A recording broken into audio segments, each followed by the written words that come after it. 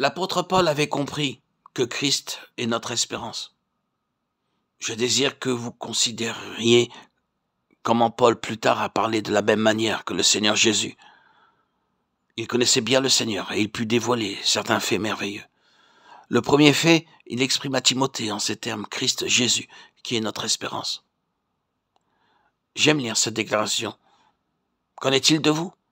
Il n'a pas dit que notre espérance est dans le Christ Jésus, mais il affirme que Christ est notre espérance.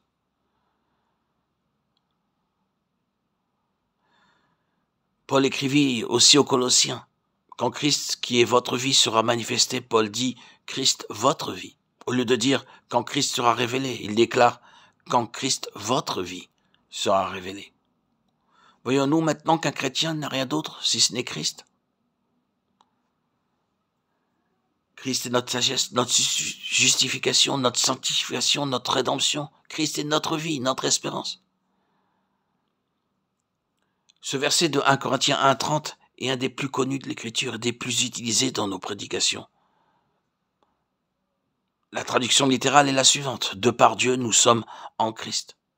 Jésus, qui est devenu pour nous sagesse de la part de Dieu. À la fois justice et sanctification et rédemption. Dieu ne nous a pas donné la rédemption, il nous donne Christ, car Christ est notre rédemption.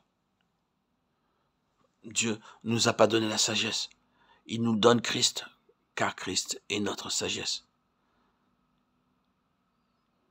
C'est pour cette raison que nous déclarons que le Christ de Dieu est le tout de Dieu. Les choses de Dieu sont le Christ de Dieu. En dehors de lui, Dieu n'a ni chose ni affaire. Supposons que Dieu nous dise aujourd'hui qu'il veut faire de Christ celui qui nous justifie.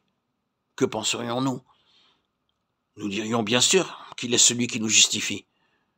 Dieu a décrété qu'il est notre justification. N'est-ce pas une merveilleuse chose? Christ est notre justification. Dieu ne dit pas à travers Paul que le Seigneur Jésus doit être celui qui nous sanctifie. Mais par contre, il déclare que le Seigneur Jésus est la sanctification.